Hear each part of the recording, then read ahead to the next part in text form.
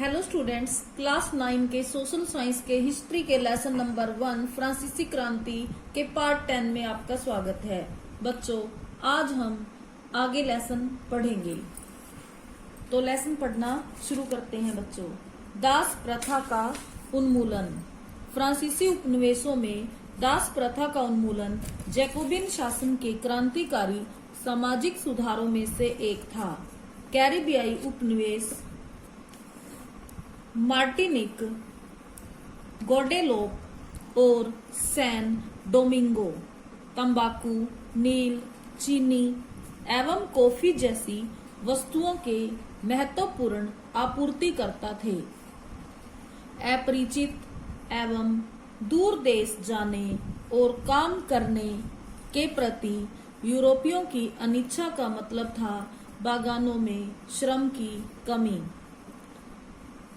इस कमी को यूरोप, अफ्रीका एवं अमेरिका के बीच त्रिकोणीय दास व्यापार द्वारा पूरा किया गया। दास व्यापार 17वीं शताब्दी में शुरू हुआ। फ्रांसीसी सौदागर बोर्दे या नान्ते बंदरगाह से अफ्रीका तट पर जहाज ले जाते थे, जहां वे स्थानीय सरदारों से दास खरीदते थे। दासों को दाग कर एवं हथकड़ियां डालकर अटलांटिक महासागर के पार कैरिबियाई देशों तक 3 माह की लंबी समुद्री यात्रा के लिए जहाजों में ठूंस दिया जाता था। वहां उन्हें बागान मालिकों को बेच दिया जाता था। दास श्रम के बल पर यूरोपीय बाजारों में चीनी, कॉफी एवं नील की बढ़ती मांग को पूरा करना संभव हुआ। बोर्दे और नान्ते जैसे बंदरगाह फलते फूलते दास व्यापार के कारण ही समृद्ध नगर बन गए।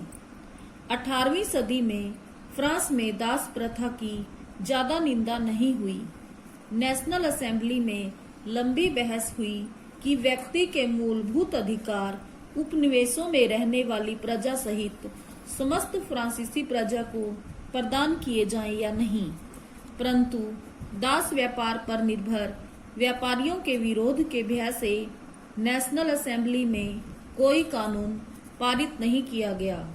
लेकिन अंततः सन 1794 के कन्वेंशन ने फ्रांसीसी उपनिवेशों में सभी दासों की मुक्ति का कानून पारित कर दिया, पर यह कानून एक छोटी सी अवधि तक ही लागू रहा।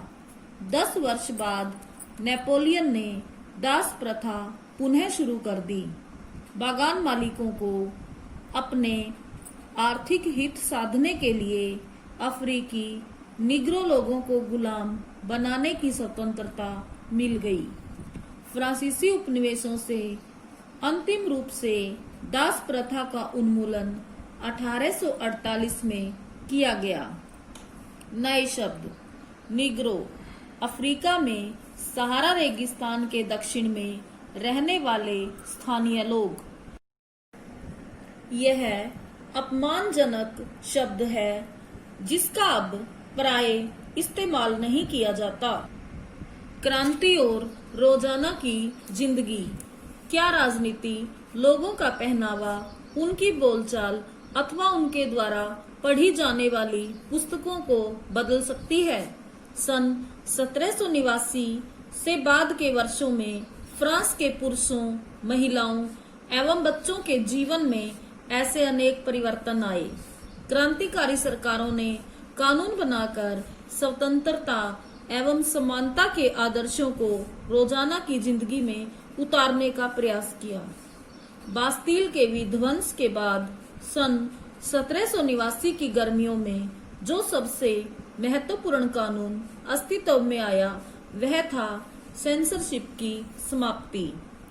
प्राचीन राजतंत्र के अंतर्गत तमाम लिखित सामग्री और सांस्कृतिक गतिविधियों, किताब, अखबार, नाटक को राजा के सेंसर अधिकारियों द्वारा पास किए जाने के बाद ही प्रकाशित या मंचित किया जा सकता था, परंतु अब अधिकारों के घोषणा पत्र ने भाषण एवं अभिव्यक्ति की स्वतंत्रता को नैसर्गिक अधिकार घोषित कर दिया।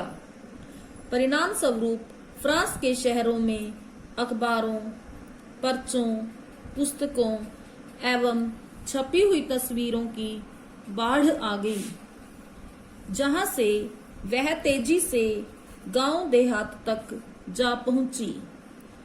उनमें फ्रांस में घट रही घटनाओं एवं परिवर्तनों का ब्यौरा और उन पर टिप्पणी होती थी। प्रेस की स्वतंत्रता का मतलब था कि किसी भी घटना पर परस्पर विरोधी विचार भी व्यक्त किए जा सकते थे। प्रिंट माध्यम का उपयोग करके एक पक्ष ने दूसरे पक्ष को अपने दृष्टिकोण से सहमत कराने की कोशिश की। नाटक, संगीत और उत्सवी जुलूस में असंख्य लोग जाने लगे। स्वतंत्रता और न्याय के बारे में राजनीतिज्ञों व दार्शनिकों के पांडित्यपूर्ण लेखन को समझने और उससे जुड़ने का यह लोकप्रिय तरीका था, क्योंकि किताबों को पढ़ना तो मुट्ठी भर शिक्षितों के लिए ही संभव था। सारांश: 1804 में नेपोलियन बोनापार्ट ने खुद को फ्रांस का सम्राट घोषित कर दिया। उसने पड़ोस के यूरोपीय देशों की विजय यात्रा शुरू की। पुराने राजवंशों को हटाकर उसने नए साम्राज्य बनाए और उनकी बागडोर अपने खानदान के लोगों के हाथ में दे दी। नेपोलियन खुद को यूरोप के आधुनिकीकरण का अग्रदूत मानता था। उसने निजी संपत्ति की सुरक्षा के कानून बनाए और दशमलव पद्धति पर आधारित नाप तोल की एक समान प्रणाली चलाई। शुरू में बहुत सारे लोगों को नेपोलियन मुक्तिदाता लगता था और उससे जनता को स्वतंत्रता दिलाने की उम्मीद थी, पर जल्दी ही उसकी सेनाओं को लोग हमलावर मानने लगे। आखिरकार 1815 में वोटरलू में उसकी हार हुई। यूरोप के बाकी हिस्सों में मुक्ति और आधुनिक कानूनों को फैलाने वाले उसके क्रांतिकारी उपायों का असर उसकी मृत्यु के काफी समय बाद सामने आया।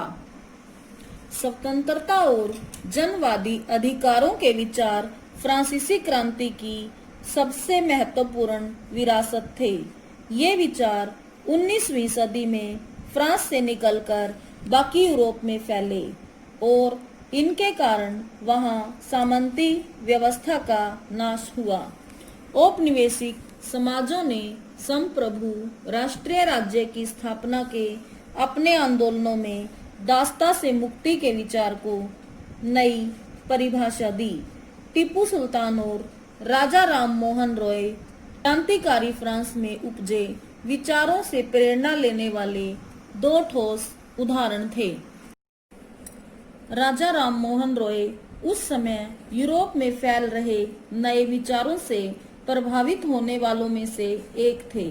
फ्रांसीसी क्रांति और बाद में जुलाई क्रांति ने उनकी कल्पना को नई धार दी। फ्रांस में 1830 में हुई जुलाई क्रांति के बारे में जानने के बाद वह और किसी चीज के बारे में बात ही नहीं करते थे। हालांकि एक दुर्घटना के कारण वे उन दिनों लंगड़ा कर चलते थे, लेकिन इंग्लैंड जाते हुए केप टाउन में वह जिद करने लगे कि उन्हें क्रांतिकारी तिरंगे झंडे वाले युद्धपोत दिखाए जाएं। Sushobhan Sarkar, notes on the Bengal renaissance 1946। तो बच्चों, आज हमारा ये लेसन कंप्लीट हो गया है और आज के लिए इतना ही करते हैं। धन्यवाद।